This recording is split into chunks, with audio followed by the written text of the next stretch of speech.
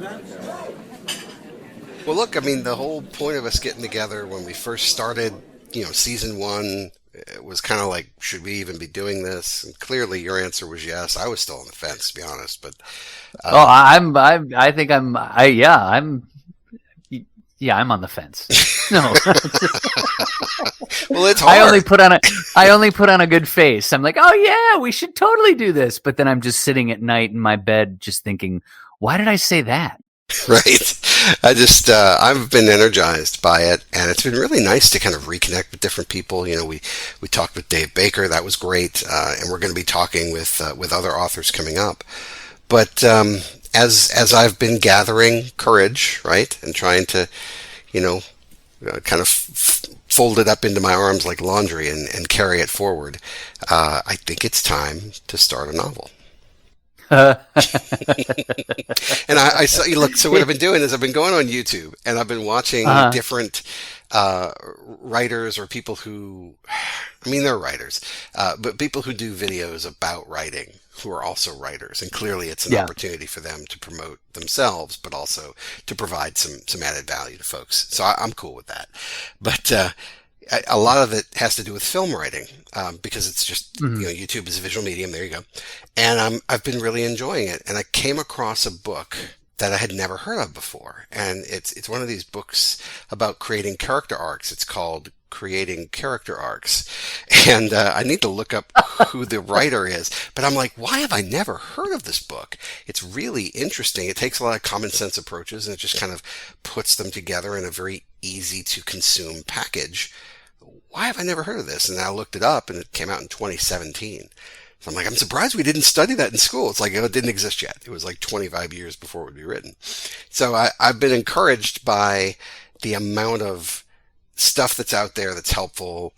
I feel like I can do it again. And I've gotten a couple of publications. That's kind of cool. It's nonfiction, unfortunately, but I'll take it. Nonfiction is still publication. So I don't know. What about you? Are you gathering up the courage yourself? Well, I was thinking when you said that you were like looking for some YouTube videos, I was just hoping that you were going to tell me you started watching like a 35,000 hour video of someone writing a novel just to watch them do it. Oh Like God. that.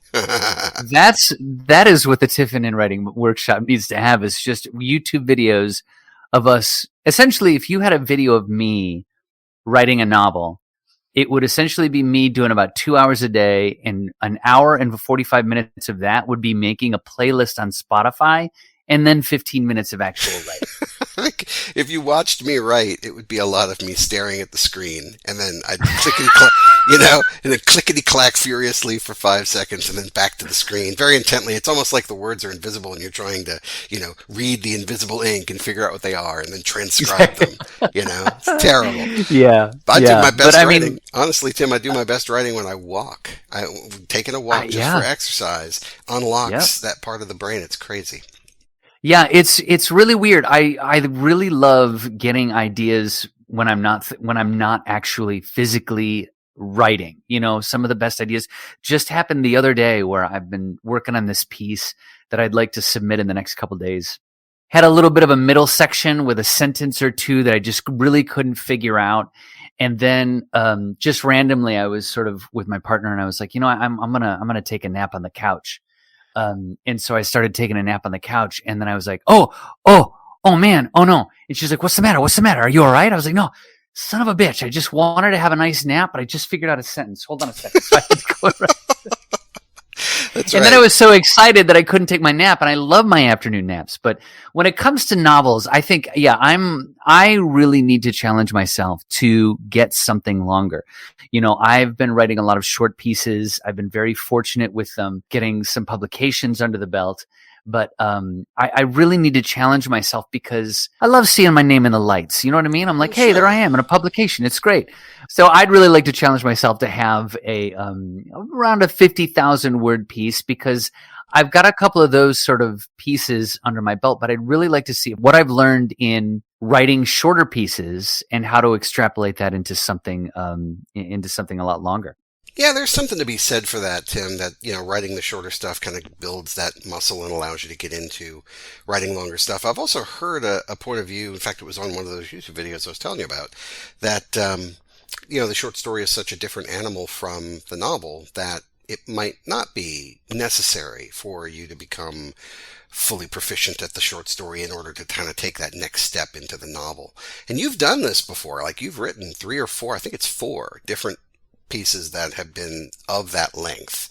And so I wanted to ask you, like, how do you start that? Like, what information do you need to kind of begin? Like, where do you start? Because I want to do it, and I have a lot of stuff, but I don't know where to start. For me, it's always like a sentence. It's just a sentence that starts the whole thing. If I could run through the 450,000 word pieces that I've written, the first one was like, I just got the inspiration through a sentence, and it was like the beginning. I was like, this is how to start it. And then I just kind of went from there. And that was a very big struggle. And we've talked about that before. I had, not written for like 15 years, and I really struggled. And then I was like, I have to finish something. I have to finish something in my life. So that inspiration for that first beginning was the way to do it. The second one that I wrote was the same. It was the first sentence sort of came to me. The third one, I was watching a lot of Twin Peaks. And when I say I was watching a lot of Twin Peaks, I'm always watching a lot of Twin Peaks. But the third one that I wrote was just an experiment. I had gotten an iPhone 8, the 8 Plus or something like that. And I was like, let me see if I can try and write a novel on my phone during those moments of pause that I have in lines or on the subway. And then the fourth one that I put together was also just a sort of idea. It just sort of like, the sentence came to me, the first sort of paragraph came to me, and I said, you know what? And I made the decision, instead of trying to write something shorter, for this fourth one that I did, it was very much, let's try and make this into a big, long piece. And I remember it very, very distinctly. 3 of the 4 pieces that I've written, these longer pieces, were science fiction. So I was in the subway waiting, or I was on a platform in the New York City subway, waiting for a train. An idea kind of came to me, and I just picked up my phone and I started doing it. So That's so for cool. me, it comes from those years doing improv theater where it's like, take the idea and go. And I know we all make fun of, improv theater, which we should, because a lot of it can be very, very bad or whatever. But like, it teaches some very good things, which is to just run with the idea, just run as far as you can with it. And that really, really helped me out in making those longer pieces. Because if I'm remembering correctly, and this is, I think, the dichotomy that we're setting up between us, you're a research person. You really dig in before you start a novel, before you start longer works, right? Yeah, that's true. But I think I was doing that to avoid beginning. I think it was a form of procrastination. But I do like to have, I feel like I need to know a lot about what I'm going to write about so that when I write about it, I can sort of effortlessly pluck out the right detail in order to sort of support what I want to do. So yeah, part of it's procrastination and part of it is I really want a sense of what it is.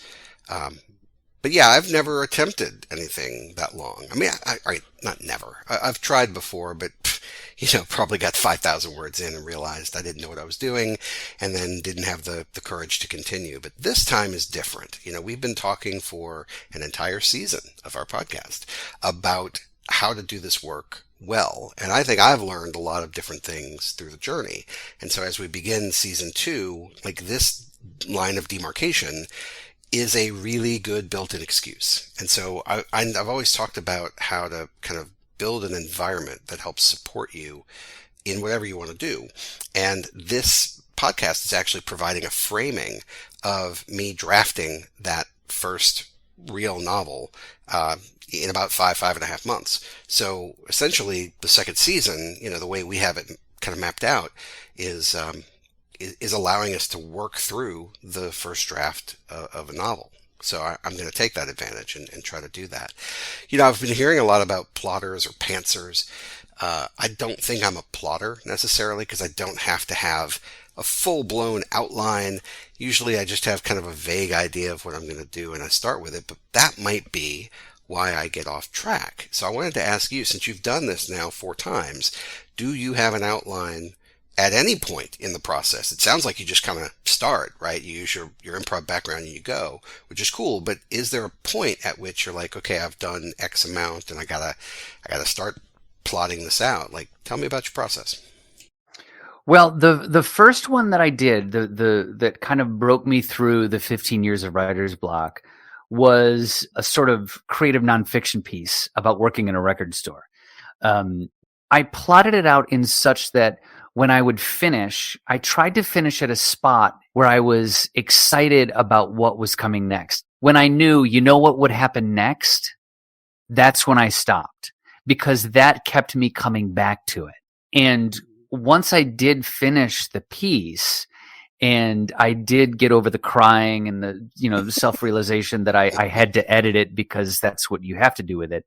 That's when I really pulled it apart. I did the index card thing. I wrote a little bit of a summary on index cards and then put them all on the wall and tried to say, do I need to organize this? How do I need to do this? So I've done like 2 rewrites of them. But as far as the outline was concerned, the outline came after I sort of vomited out this entire piece. I say, okay, look, and that's what the whole editing process is just sort of, I mean, at least to me, and I really can't say that that's what the process is because I haven't really done it with the novels that I've written. But I think the process for me is get it all out, just have fun doing it. And then comes the outline for me. Then comes okay, let's go back and read it. What do we want to do? What's going to help us succeed? What I think is what I want to say. Yeah. If that makes sense. No, it does, because it sounds like, what you're doing is pantsing out the whole movement, basically just capturing all the cool stuff that you'd like to happen. And then you kind of come back and you jot down the cool things that you want to preserve and look at them, kind of step back and look at them from 30,000 feet and go, do I need to organize this in a different way? Yeah, that is correct. Yes. And just if I could take a quick side note here, you mentioned pantser and plotter. Can you define that for me real quick? I'm not sure. I'm not familiar. So, I mean, these are just terms that I've heard on in my research. These aren't my terms, but the plotter is someone who really needs to have the movement and the beats like chapter by chapter and really understand what's going to happen at every step of the story before they begin writing. And then their writing is, it's not transcription, but it's infusing the creativity into the framework that they've already created.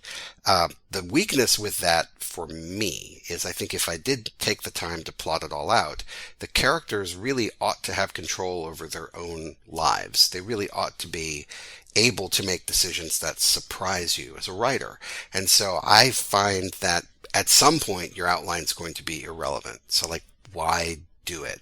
But then you can't just open up with a blank page and start going and expect to get somewhere good necessarily. So, or at least I can't.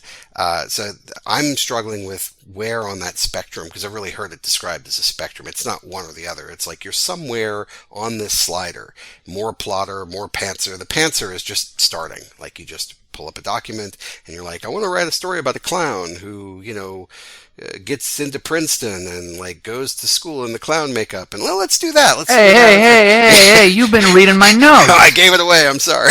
Well, there goes my novel. There you go. What would it be called? The Princeton Fool. But anyway, that's the pantser, right? And so obviously everybody is somewhere on that spectrum, and I don't know where I am on that spectrum, but I know that I need a little bit of structure. So I actually have been thinking about this, Tim, because having never done it before, I like to have a plan. I don't necessarily have to have plot by plot. Like, I'm not going to storyboard the thing before I write it, but I need a plan. So I've decided there are 3 things that I need. And the first one is that I need to describe all the important characters. So what I've been looking at is this book, Creating Character Arcs. I haven't read the whole thing yet, but I've just begun it. And I saw it referenced in a couple of YouTube videos that I really appreciated. And that book asserts that there are characters there are 3 different arcs, in general, that characters can have. It's either a positive arc where they kind of start out somewhere and they get better by the end of the story. There's that negative arc where they kind of start off and they get worse, their situation gets worse, or they have a flat arc where they really don't change. And this applies to pretty much any character that you're going to encounter. But I think the conversation in the book is mostly about main characters. But it's really nice to be able to see character arcs that are flat, right? a character begins a story and ends a story pretty much the same way. Um, and why you would need characters like that. Supporting characters typically are like that. So I wanted to kind of gather all the people that I think are interesting enough to talk about within the framework of the story and put them into a little spreadsheet, not to have this sort of library of information about them, but just to keep track of the details so that I don't get confused when I go, oh, wait a minute, this character, what does he look like? What's he serving in the story? And so what I'm going to do is actually just capture, here are the people, and this is the role, the narrative role that they kind of take in the story, whether they're the adventurer or the a survivor or a boss or a dreamer or a thief or a misanthrope, a grifter, the muscle. Like any kind of story, you can kind of identify what role the character serves in that story. And I think I could use that level of conceptual guidance just to remind myself, hey, this is what this character's kind of doing in the story. Now, what they actually do, we'll discover that as we write it. But like the reason I put them there should be something I could start with. So that's one of the things I wanted to do, is describe the important characters. The second one is picking the location or the setting or the genre, right? I've got two different books that I've been wanting to write. One of them is about New Orleans, and it's set pretty much in the present. The other one, and it's literary fiction, and it's gritty. The other one is kind of a space opera, science fiction story that I had shown you some of that when we were kind of dancing around, possibly collaborating on something. The novel Caustic is what I had been working on during NaNoWriMo. Right. And I actually have, a decent chunk of that written, probably 20% of it, but not ready to show anybody. But like I have a whole kind of world in my mind, and I'm interested in seeing that play itself out, because it's got a couple of things that are working. So I think I'm actually going to write that one and hold on to the New Orleans one until later, because I kind of think the New Orleans one is a book of short stories, and what I should do is just write those short stories and try to get them published. And when I get kind of a critical mass of those published, I'll just put them together into a short story collection, and that'll be that. Yeah. The greatest hits collection. Let's hope. The greatest hopes. The greatest hopes. Yeah. So the third one is making sure that I know what's at stake, right? The problem or challenge or obstacle that's kind of facing that main character, and there may be an internal and an external, but I have to have just an idea of what that is. So if I know who the important characters are, I know where it is and kind of what genre I'm working on. If I know the problem that they're up against, to me, that's enough. I can just start. I don't need chapter by chapter, because I'm hoping to discover that as I go. Yes, that's something that I really enjoy doing when I'm working on longer pieces is just writing to discover. And this again comes from the improv background, where if you and someone else are on stage and you've just sort of started to create a scene together, one of the easiest ways to find out what the scene is going to be about is to just gossip a little bit. Like, how are you? I'm good. I'm doing some work. Oh, that's the work that you've been doing for 3 weeks, isn't it? Yes, it's the report. You haven't finished that report. You find a moment what the scene is about. Someone takes an emotional stake in something that you're gossiping about. That's the sort of tell to the two people on stage that you're about to start the story. So that's very clever. I really love that part of writing. And of course it would be easier if I had someone writing it with me, like you do in an improv scene. But for me, you're talking about doing science fiction. I love science fiction because I get to make it all up. Obviously, there are some things that I need to learn about, and I've taught myself a little bit of stuff along the way, like, can you use a fire extinguisher to stop yourself if you're falling on the moon? But we'll talk about that later at some point, hopefully in some story. But yeah, I love the fact of finding out what the problem is going to be about. And for me, talking about a little bit of the outline, that is something that I'd like to try this time. And to have a little bit of guidance for myself to follow along with, because I have done so much of that, of just starting and trying to figure it out. And I start, I just start with someone's name, and then they're doing something. And then I'm like, oh, you know what? This will be this sort of person. You know what? Maybe they'll do this too. And maybe they'll do this too. But I think I'd really like to try and go the opposite of what I've done and give myself a little bit of an outline. trying to have something for a goal. And I think that's what I did with writing my own blurb, like we were talking about, trying to say, if we're going to write a novel, should we start with the blurb? Yeah, and we should. That's my weakness. I don't have a blurb right now. I'm still working through what the actual conflict is. Like I've got the setting, I've got some of the characters, but I don't have a compelling I've got a couple of cool things that happen to them, but that's not the main conflict. So I got to figure that out soon. What's fun is that we're going to have a couple more authors come on the show in very short order. So we've had Dave Baker already, and we're going to have Jeff Oakes come on to talk about his novel, and then we're going to have Dr. Lysette. I spoke with her today, so she'll be coming on as well. So we're going to have three different novelists, kind of access to talk to them here before we really fully kick it off. So I'm thinking that might give me enough time to get a blurb together. What do you think? Do you think like after those interview episodes that we'd have blurbs ready and we can kind of kick those off? Sure, I'd be ready to. Yeah, let's do it. Okay, cool. All right, good. You have now set an external deadline for me. Thank you. I needed that. I desperately needed that. It's good because it's scary. I'm just gonna make it. I'm gonna make a 3x5 poster of myself pointing at the camera so you can hang it in the room and it'll say, "Did you do your blurb?" That's right. See, we got to talk about merchandising season 2, Art. We need to have all of this, and we'll have posters. It'll be me and you just pointing at the camera, and at the bottom, did you write your writing today? Did you do your doing? Oh man, I'm telling you, we need coffee mugs. That's the thing. I think I would love to have a Tiffany Writing Workshop coffee mug. Make it orange. I think that would be very like an orange. Yeah, and ceramic. what we'll do is we'll drop it into our 5-hour videos of us writing. Oh yeah, it's staring at the screen. Sure. You mean? Yeah. Writing. Yeah. I could put up a JPEG of me staring at the screen, and I'd say, "Look at this picture for 5 hours. You have experienced writing." Yes. Yes. But nonfiction flows so easily for me. I don't know why, but I really like nonfiction, and those are the publications I've gotten most recently.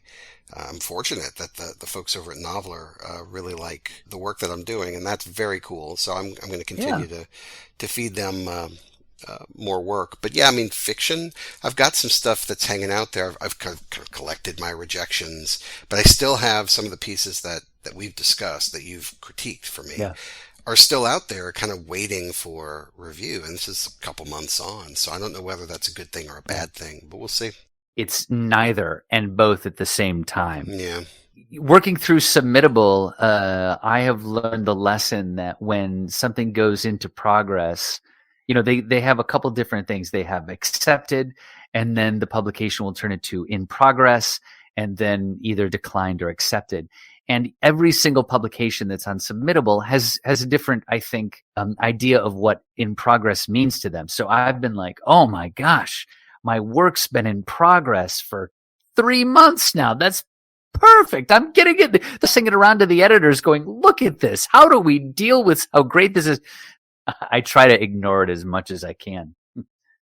Yeah, well, I will do the same then, because who knows whether it's just sitting in a queue waiting for somebody to actually read it versus, being printed out and kind of shared at the coffee shop. Like, oh, this is the next greatest writer. We can't. You would imagine that if they were that excited to print it, they would just accept it, right? So, like, that's probably not what's happening. Right, It's really probably just sitting in the middle of the slush pile, and they haven't looked at it yet. That's one of the reasons I'm kind of pivoting to focus on the longer work, the novel, because I think I'm going to continue to submit the short fiction that I have that's ready to go, and I actually have a couple of things that are in revision. So I could have, 3 or even 4 pieces that are in circulation. And I think if I were, pulling up Submittable and kind of hitting refresh all day, that's not good for me. So I'm going to not do that. I'm going to choose instead focus my creativity on writing a novel, and we'll see where that falls. Hey, if it takes me 5 months to get a novel draft out and they still haven't moved, all right, maybe I'll do something. But up Yeah. until then, but Yeah. like, so the few times that I've started kind of writing a book, what I noticed was that I didn't want, first of all, I use Microsoft Word. I find it really easy to edit in Word, and I like to write directly to the screen. I don't like to write on paper, and I actually don't print my stuff very much. Remember, it has to earn its way onto white paper.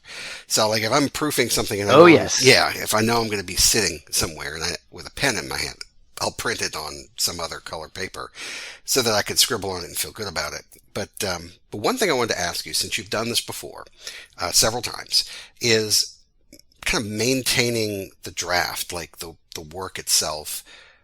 Do you have like a folder structure? Do you save it in multiple documents? I'll just give you a quick idea of what I'm thinking, and then you can tell me why that's terrible. Uh, I've kept different Word documents for different chapters. So like chapter one is titled chapter one, and it's inside of a folder, that clearly identifies what it is. And if I do different drafts of that, I may save a different version of that with like draft two or version two or whatever. So like as you get into the sheer volume of words, how do you keep track of it? So about a week ago, we had this happen to people that we know all the time. My partner, she was doing some work on the iPad. It was about 2 hours worth of work, and it magically erased it through a swipe, through a key hit, through something. So it always just makes me very, very anxious because I get a little bit loosey-goosey with saving things. But I'm always like, oh yeah, don't forget. The computer's gonna die. Something's gonna happen. So for that first 50,000 word piece way back in the day, and I've talked about this before, I was writing it on the Tom Hanks typewriter app. So I was just emailing it to myself. I would finish my writing for the day and then just email the copy to myself. So I really kind of enjoy having the one document so I can keep seeing it grow and grow and grow and grow and grow. Especially, with the word count ticker down at the bottom to see where I'm at. And nowadays, when I'm working on shorter pieces, I do save each file up into a cloud. But yeah, I'm pretty organized in that I will have new versions and I'll just title it as the title with a new date on it. But yeah, I need the whole mass, the whole sticky shebang in one document for myself. That's Yeah. how I like to do it. Yeah, I have no idea how I like to do it, so I like to hear how other people do it. Um, Yeah. I've been breaking it up into pieces, and I guess it's the printing of those pieces that would let me see it all as one big thing. Okay. Yeah, that might. And I like that you email it to yourself. I mean, you've got Google Drive, and that's pretty secure, so you can always have a copy there and a copy on your local computer. But if you email it, then you've got a copy there as well. So as long as you know what you've got and you've got a backup. The last time I Yeah. lost anything significant was actually in like '95, like a dummy. I left my laptop in a car during a flood in New Orleans. It was the May 8th flood in '95. And I just, there was no conceivable way that the water would get up to the seat on the car. And I'm like, well, it's fine. I don't want to go out there and get wet, so I'll just Right. leave it and I'll get it in the morning. Nope. Nope. It quickly became a sponge, a very expensive sponge. A So laptop in I 1995. had Was a it laptop. essentially? Was it the size of a Cadillac? I don't remember. Maybe that's why I didn't want to go get it. I gotta go get the hand truck. I gotta go get my laptop out of the car. Yeah, it was. The way I remember it is, it felt like one of those desktop replacement computers. That's giant. Yeah. Yeah. And I'm sure it didn't have much computing power, but it was super cool. And I just remember it being. I had a play on there that I had started writing, and I lost it. So I'm like, damn. Yeah. Yeah, Yeah. but that's okay. I learned my lesson, and so now Hey. I save frequently, and make sure that I have everything backed up to the cloud, so that's Yeah. helpful. But yeah, I mean, as far as like, I think what I'm going to end up doing is having a document specifically for the outline, and I'll have a folder structure that helps me know Yeah. what I've got. So if I have like a scene that I know I want to happen, but I don't know where it's going to be, I might write that scene in its own Word document, title the scene so that I know without opening the document, oh, that's what that is. Oh, it's the bartender scene, whatever. Yeah. And that way I'll kind of have these where they need to go, and then when I need them, I'll grab them and put them into the chapter file, and I'll just keep a running outline. And it's a great point that you made about the word count, because that is important. What I could do is just transcribe the word count onto the outline. But it's super Yeah. easy, I think. Super easy if you put everything in one document, to have that. So maybe I should just do one document. But it's hard Yeah. because I don't know how to bounce around very quickly. Like, I guess you could use headers and have a table of contents in the document, and that way you could kind of bounce to where you need to go. What do you think of that? I have not done that in the 4 that I've put down on paper, and that is something that I really wish I had done because, when I a little bit earlier talked about the first piece, I had written this record store piece. I wrote them in very small kind of chunks, and it was very easy to sort of like write them all out on that index card thing, like I said, and put them on the wall. But longer pieces that I've done, it's sort of like I go back and reread and I'm like, oh, I didn't even know I wrote this piece. So I think I think for myself, it's almost you need to be working on 2 documents at the same time. Number 1 is the novel itself. For me, just plowing through it, getting through it is the most important thing to me because I spent so long after I graduated until I started writing again, reworking the same beginning paragraph. No, I'm going to get it perfect and then I'll start. And it was just a huge thing of procrastination. So for me now, it's plowing through the whole thing in one document, but a notes document that's running concurrently so that I can say, let's say, we talk about it a lot. We're out on a walk or we're out with the dog or with the family or we're thinking about something else. Oh man, you know what it would have worked great in that paragraph in that chapter 3 chapters ago would have been this. If I go back and then restart writing, it's death for me. So I'll put it in the notes so that I can go back to the notes and think it when I do the editing. Oh, you know what? I'm going to go back and I'm going to work on that chapter 3 thing like I did here. That's a great idea. Or usually that was the idea that I thought was so great. What am I thinking? Right. So for me, I think it's 2 concurrent documents. One that I have to get through and I cannot look back. I cannot look back. If it's a huge character change, if it's a huge plot point, maybe. But for the most part, it's like, you know what? It would have been a better sentence. Just put it over in the notes. We're talking about organizing, the documents and our drafts and things like that. The notes part of things is where I'm horrible. It's just a bunch of it's unorganized. Sometimes it's just written on the fly. It doesn't I'll go back and be like, well, I don't know what this means, but at least I'm trying to keep an idea on a bigger picture. Yeah. So we're really doing this, right? Like, we're going to actually do this thing. We're gonna write a novel now. Okay. Yeah. Okay. All right. Cool. All right. I've been jotting down some notes while we've been talking. I find this very helpful. So this is the stuff that I need before I can start, and I think I can have this done in a couple of weeks. So a list of characters, like I said, just so I know kind of who the major players are or the fun side characters, who draw focus.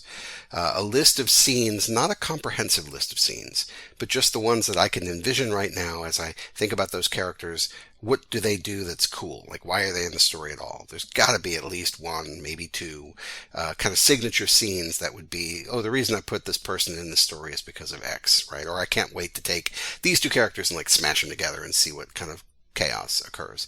So a list of cool scenes that I know I want to include. Then I'm going to identify the point of view and the genre. So like the point of view would be, am I writing in first person limited, or omniscient? I kind of want to think about that before I start. And also the genre. So like if I'm going to do caustic, it's sci-fi. It's just space opera, straight up. But with a literary sensibility. And that's really what I want to do, is kind of write Dune as a literary novel. I think that would be really cool. And I'm sure somebody's already done that. So like, and if anybody out there knows that that's already happened, please send me an email to tiffinenwritingworkshop@gmail.com and let me know, because I would like to read it. Then I'm going to do the blurb. And again, the blurb only covers that kind of first arc and kicks off the inciting incident. So I'm going to get the inciting incident well. So those are the 5 things: character list of scenes, the point of view in the genre, the blurb, and like the thing that kicks off the drama. And I'm just going to start and go until I hit 50,000. That sounds like, now see, that's the plan. That's great. I like it. For me, what do I need? I've got my blurb. I wrote my blurb. I think I just need to get myself in the headspace of to start. I need to open up a document and just go at it and spend, I'd say maybe like give myself like 2 hours, because that's usually what I write in, about 2 hour chunks during the day. So I might try and do that this weekend and just kind of get underway. Unless you want me to wait so that we can have an official pistol fired into the air and like a, No, it's not a red, competition. yellow, green. No, it's not. It's not a race. It's not a competition. No, Of Yeah. course not. But I didn't know if we wanted to try and. No, I don't want to impede your progress. Like if you're motivated to start, start. Like don't wait for me. You don't got to worry about impeding my progress, Art. I'm going to do that myself. I know I'm going to do it too. It's You terrible. have no idea the depths of my depression, my friend. It's terrible. Well, I'm here to help, and you're here to help me. Like we're just here to Yes. kind of help each other.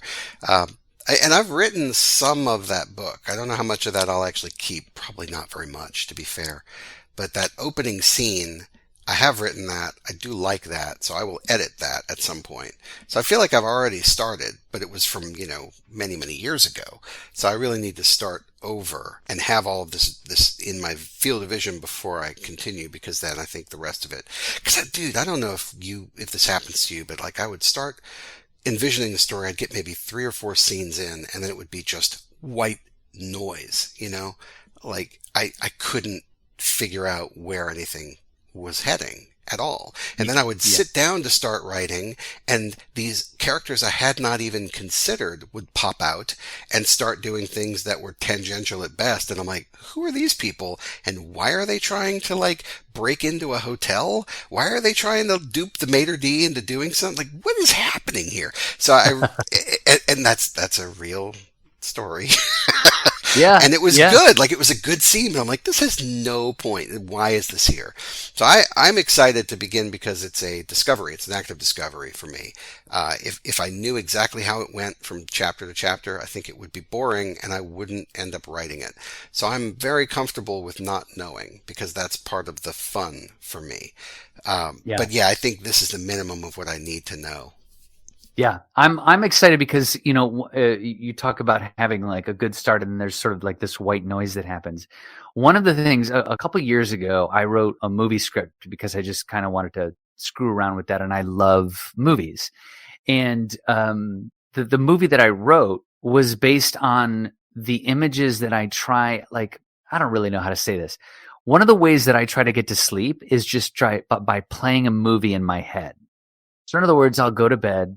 You hear sometimes people are like, oh, if you're having trouble sleeping, try chopping wood or building a cabin in your head, and that'll put you to sleep. Just trying to do these rudimentary activities. Maybe you've never heard of that and are thinking, what is he talking about? Yeah, I mean, I guess counting sheep would be that kind of rote, type of thing where it's repetitive.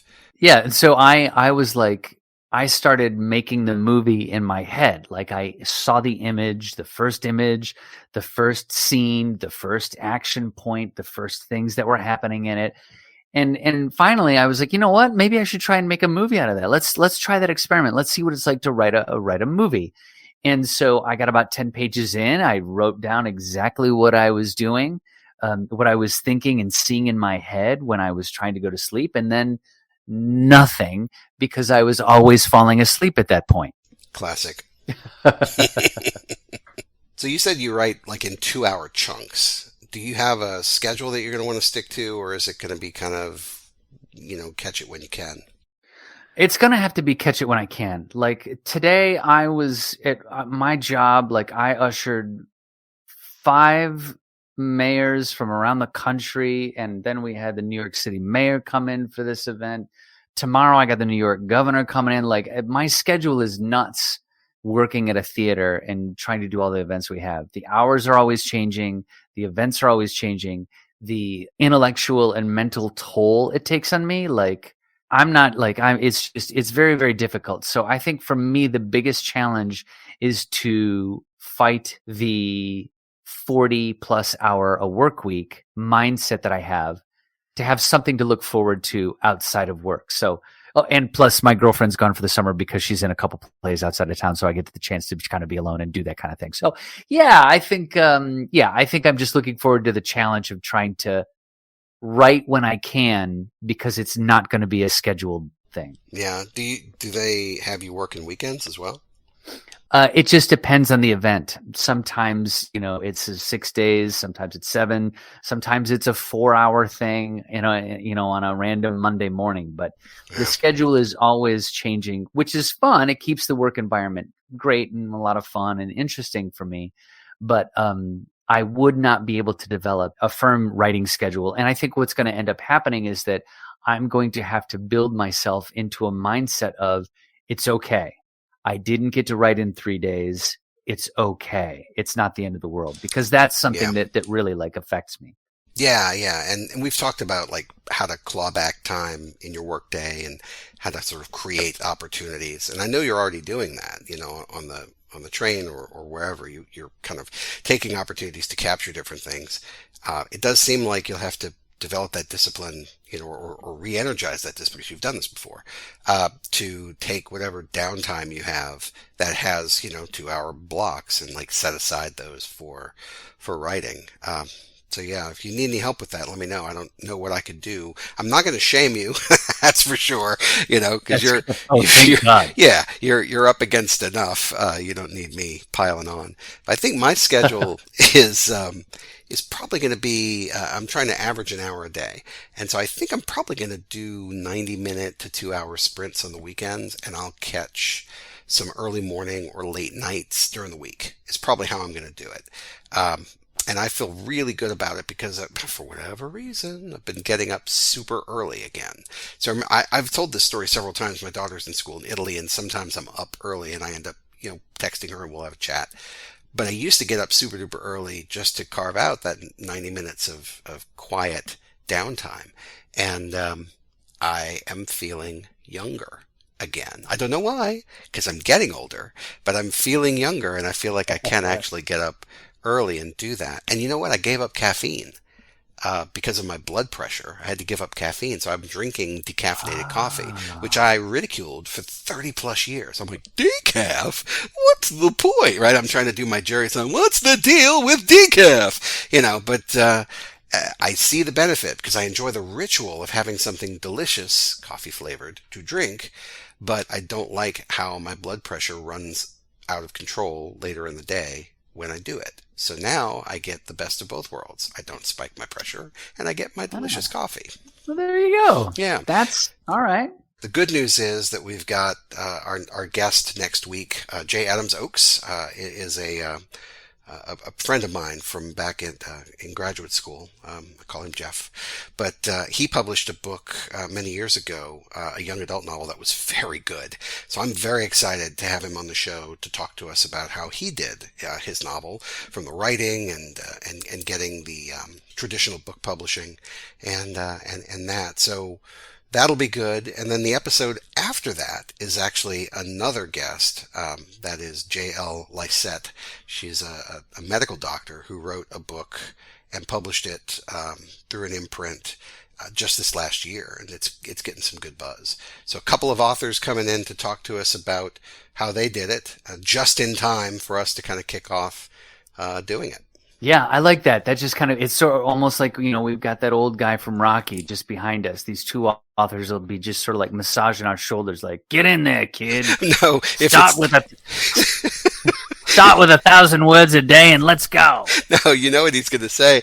You're a bum. Oh, that's right. Yes, you can't win, Rock.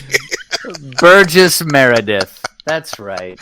Yeah. Well, I'm looking forward to it. I'm excited about this. Yeah, this will be good. And I think that the best thing about this is we'll be able to track. I think it's really going to be great if we get to the end of season 2 and you've got a novel and I'm like, I wrote a 50-word piece. That is not a thing. That is not a thing. Because I know what'll probably happen is, as I progress, you'll want to catch up. Like, I'm hoping that we can be each other's pace car, as it were, and that we'll both kind of get.